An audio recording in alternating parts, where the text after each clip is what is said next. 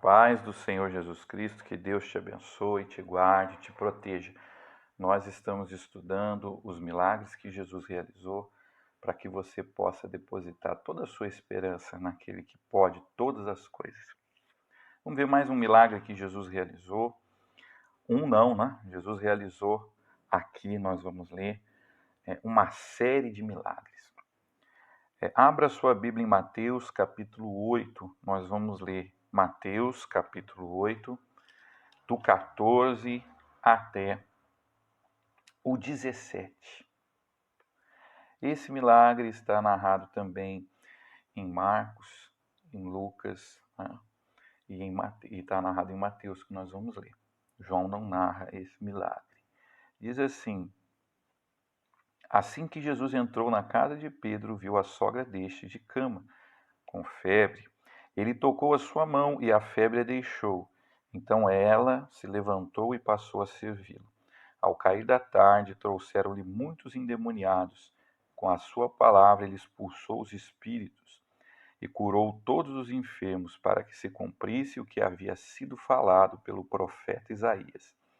Ele tomou sobre si as nossas enfermidades e carregou as nossas doenças. Amém. Irmãos, esse texto nos revela algo interessante, né? Que Pedro tinha uma sogra. Só tem essa bênção quem é casado. Então, o apóstolo Pedro, ele era casado. Jesus não exigia dos seus discípulos que eles fossem celibatários, ou seja, que eles renunciassem ao casamento, que eles renunciassem à sua vida sexual, né? Você pode servir a Deus e ser casado. Tem gente que pensa que foi Deus que criou o homem e o diabo que criou o sexo. Não. Quem criou o sexo também foi Deus. Deus criou para dar prazer e Deus criou também para que a espécie se multiplicasse, né? Então, o casamento ele é honrado diante de Deus. Tanto é que em Hebreus a Bíblia diz: digno de honra seja o leito sem mácula, o casamento, porque Deus há de julgar os adúlteros e os fornicários. Então, estar casado é uma situação honrosa diante de Deus. Veja o que Paulo diz a respeito das falsas doutrinas lá em 1 Timóteo, capítulo 4. Abra sua Bíblia comigo. Primeira Epístola de Paulo a Timóteo, capítulo 4. Eu vou ler com você. 1 Timóteo, capítulo 4, versículo 1. Diz assim: o Espírito afirma expressamente que nos últimos tempos alguns se desviarão da fé e darão ouvidos a espíritos enganadores e a doutrinas de demônio, sob a influência da hipocrisia de homens mentirosos que têm a consciência insensível. Eles proíbem o casamento e ordenam a abstinência de alimentos que Deus criou para serem recebidos com ações de graça pelos que são fiéis e conhecem bem a verdade. Tudo que Deus criou é bom e pode ser desfrutado com autocontrole, com domínio próprio. Deus criou, né, o sexo para ser desfrutado entre aqueles que se amam e se casam. E esse relacionamento ele é abençoado por Deus. Deus pode abençoar também o relacionamento de sogra e nora. Tem gente que pensa, né, que uma nora ou um genro não pode se dar bem com a sua sogra. Teve um irmão que veio pregar aqui, um pastor, né, da nossa igreja, e ele falou: olha, eu amo muito a minha sogra foi uma mãe para mim. Para quem acha impossível, na Bíblia tem um relacionamento entre sogra e nora de muito amor, que é o de Ruth e Noemi.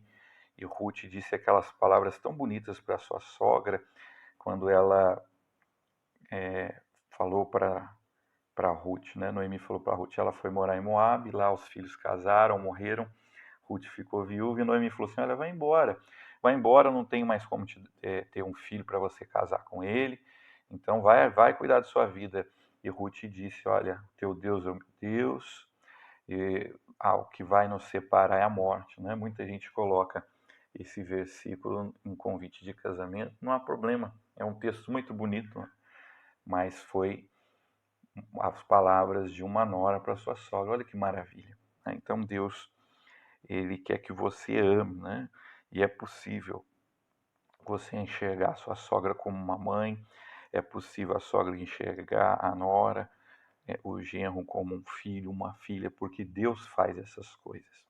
Mas vamos então para esse milagre que o nosso Senhor Jesus realizou. Irmão, Jesus ele caminhava bastante, ele se cansava, e quando ele chegou na casa de Pedro, certamente ele queria descansar, certamente ele iria fazer uma refeição, mas aconteceu um problema. A sogra de Pedro estava de cama, estava com febre. Irmãos, todo mundo sabe que dona de casa não pode ficar doente, né? É a única profissão que você tem trabalho todo dia, não tem feriado, não tem salário, não tem nada.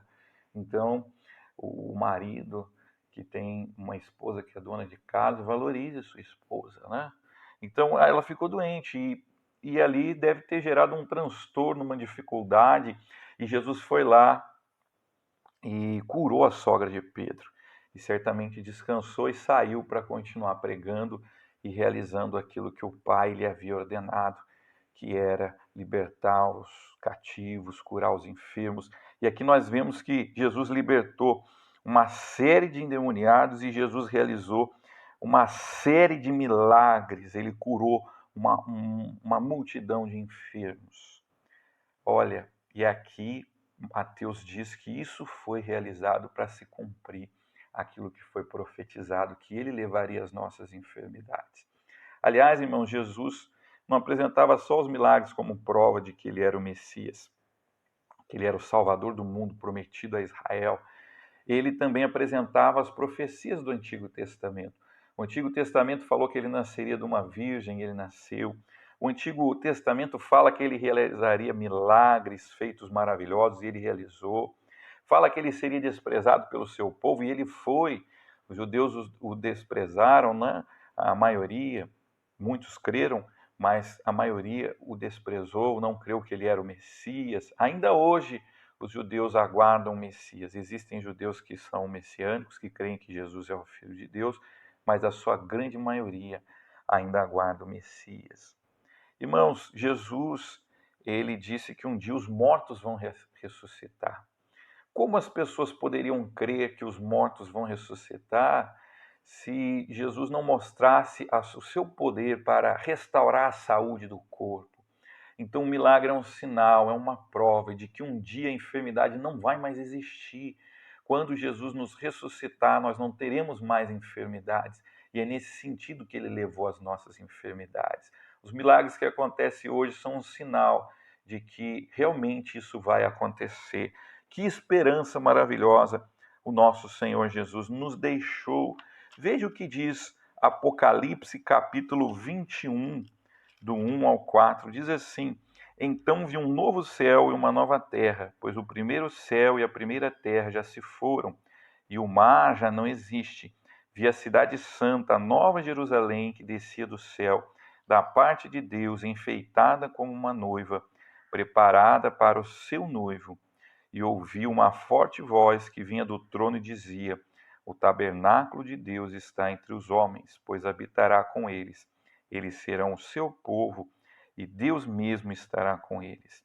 Eles lhe enxugará dos olhos toda lágrima, e não haverá mais morte, nem pranto, nem lamento, nem dor, porque as primeiras coisas já passaram. Glória a Deus. Nós cremos. Jesus manifestou o seu poder e nós cremos que um dia não haverá mais enfermidade. Eu creio que um dia, quando eu ressuscitar, eu não vou ter mais cifose e qualquer outra enfermidade que eu tenha, né? E eu creio que hoje Jesus pode te curar para mostrar para você que Ele pode pôr fim a toda lágrima, a toda dor, Ele pode pôr fim à morte.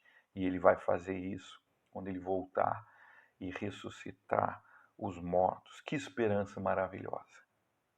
Eu quero orar com você, porque lá em Hebreus a Bíblia diz que Jesus Cristo é o mesmo ontem, hoje e será eternamente.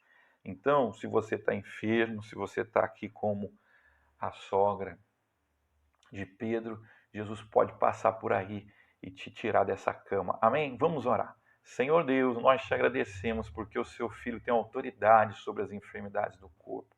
Eu peço por aqueles que estão no leito, que estão enfermos, estão acamados, que tu possa, Pai, curá-los para a glória do teu nome, para que eles vejam que o teu Filho tem todo o poder em cima nos céus e embaixo na terra. É o que eu te peço, Pai, em nome de Jesus. Amém. Que Deus abençoe você. Até semana que vem nós vamos estudar mais um milagre que o nosso Senhor Jesus realizou.